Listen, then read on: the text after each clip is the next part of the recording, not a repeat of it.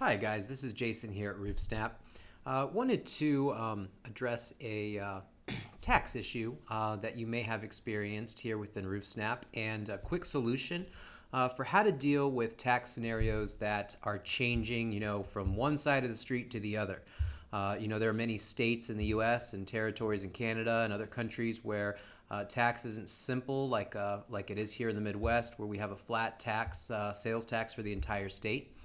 So I want to jump in and show you how to make a couple quick changes in your account settings and then jump into an estimate and show you how to account for tax for your entire estimate, depending on what the tax rate is for the project. So I'm going to transition over here, and on my iPad screen I've got a sample account here up. And hopefully you're familiar with this. I'm logged into roofsnap.com. I'm going to go ahead and tap on my offices. I'm going to click on Edit under my primary demo office here. And now you'll see I do have a tax set up at 7.5%. And I don't want to apply a flat tax on every job. So let's go ahead and delete out that 7.5 and just set it back to 0. And then go ahead and hit the Save button in the upper right hand. Now let's jump right back into that same office, go back into Edit again.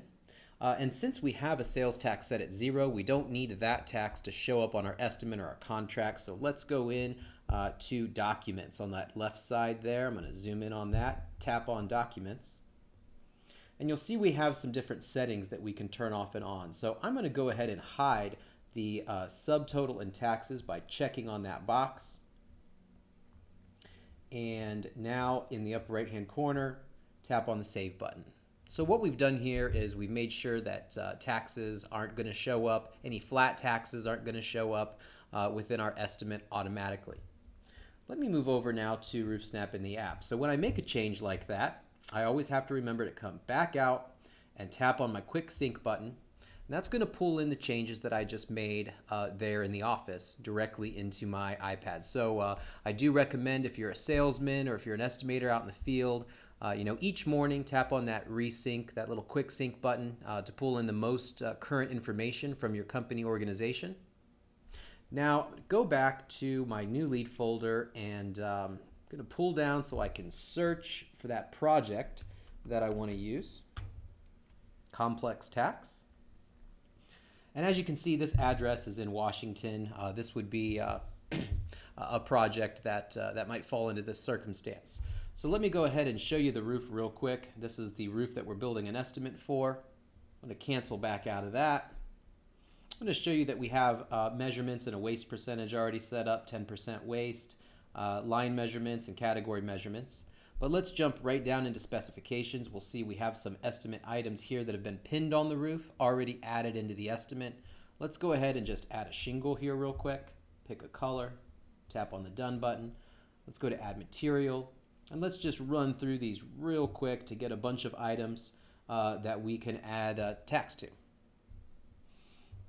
Fasteners, starter, valleys, some rake and eave edge metal, some step, some apron, and some fasteners along with some ridge and some ridge vent, and that should be good. So now we've got all our items in here for our estimate, and you see we are at a 0 tax. And even though we're seeing it here, it's not going to show up on any document. This is only accounting for any flat tax that's been added at the organization level. So no tax is being applied to this at the moment. Let me show you now to account for tax as a percentage of the total price of the job. Let's go ahead and add a custom line item. Now, if you know exactly how much the tax is going to be as a numerical value, then just put in tax in the description. And if the tax is going to be $789, you can add it in as a regular custom line item.